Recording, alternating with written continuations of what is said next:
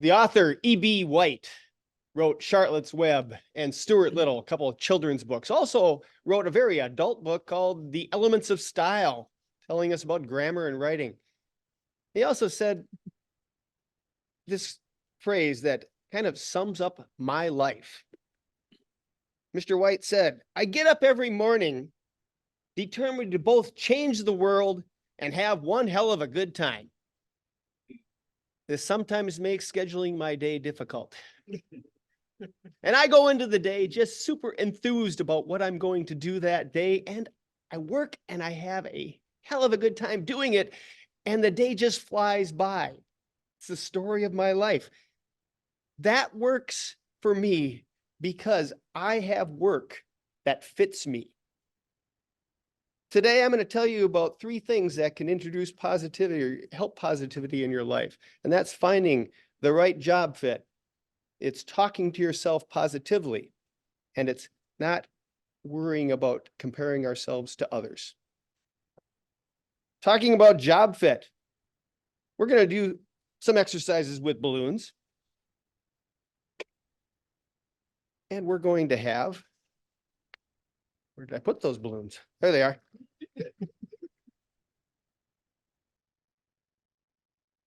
Think of this balloon as yourself. And when God breathes life into us, he gives us talents and personalities and some kind of inborn abilities. We're all born, this air in this balloon is everything that we are born with and all of our talents. Now, the things that of course, different people are born with different talents and different abilities and different personalities. One thing we all would like to do is find a job. These balloons are all incipient searchers for the job of being a dog. Now, we know what the job of being a dog looks like. All these balloons would love to be the perfect dog.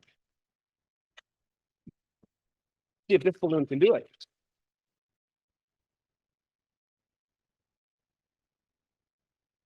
By the way, I'm going to need a beautiful assistant up here to help me with these balloons.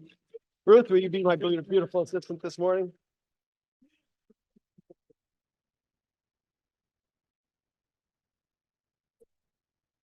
How did this balloon do at being the perfect dog?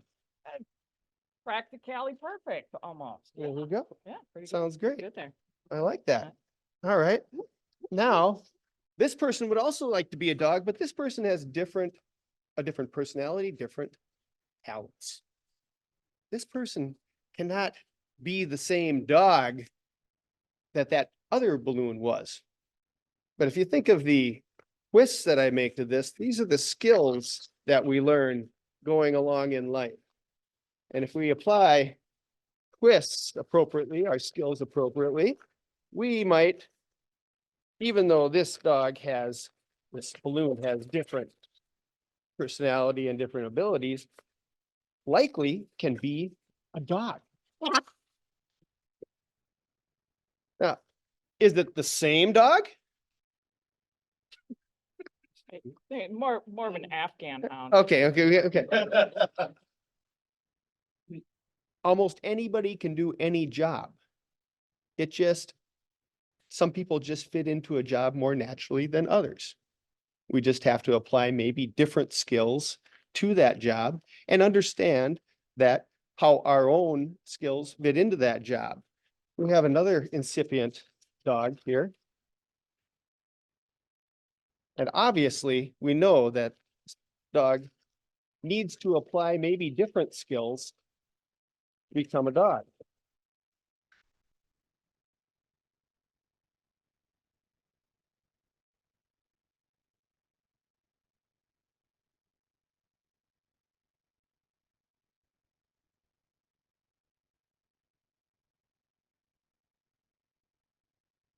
And this balloon too can become a dog.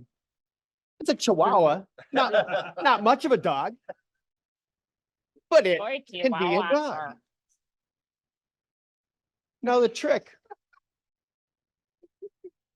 By the way, Ann and Shelley, can you keep the green light on if I'm getting there? Problem can be if we don't understand ourselves and our personalities and talents, we might get to a state where we pick a job that really doesn't fit us. And when we're in that job, we may find a lot of stress and pressure because it's hard for us to do that job because we're not a natural fit. But we can probably still do that job, but it is going to cause us stress. This was me as an accountant. I could do the work, but it stressed me out constantly. And for some reason, I always stuck out a little. If you find that perfect job fit, your life will be a lot more comfortable and you'll introduce positivity into a big segment of your life. Thank you, beautiful assistant. Back in the 1600s, there was a philosopher named Francis Bacon, and he said, they are happy men whose natures match their vocation. And we can see how that plays out. We are very happy when we find our perfect job. There's also a famous man in our century, previous century, named Henry Ford. He said, think you will or think you won't. Either way, you'll be right. Last week, we talked about New Year's resolutions, and our own Carl Johnson talked about talking positively to himself this year. Carl, can you come up and give me a hand here?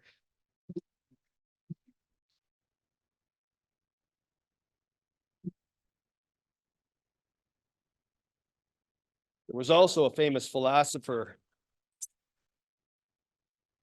named Yoda who talked about there is no try, there is only do. Carl, can you try to pick up that balloon? Try to pick up that apple. Carl, it was a simple instruction. I said, try to pick up the apple. That was picking up the apple. Try to pick up the apple. No, Carl, that's failing to pick up the apple. You can see there really is no try. There is only do. Thank you. Have an apple. Thank you. I would encourage us all for the next year to eliminate the word try from our vocabulary. By saying, I'll try that, I'll try something, we are giving ourselves permission to fail. When we say, I will, that has power and that makes us, directs us to achieve that goal. The last thing I want to talk about is perfectionism and comparing ourselves to others. There was a minister early in this century that said, use what talent you possess. The woods would be very silent if no birds sang but the best. Balloons are even more fun when you have granddaughters or granddaughters' friends.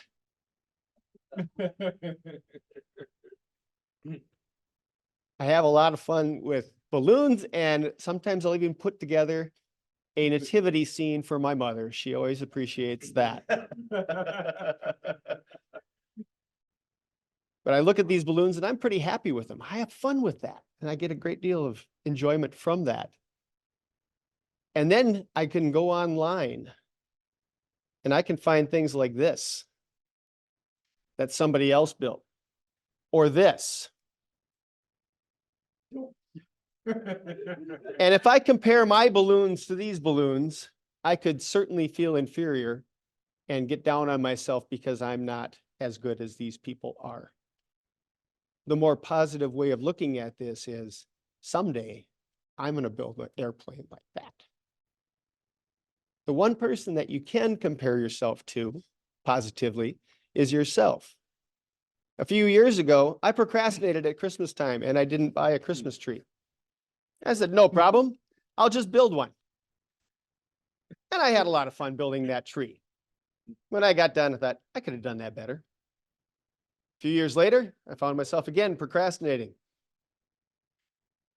I thought I learned a few things from the first tree around, so I thought I'd build it a little differently this time. Managed to buy real trees for a couple of years.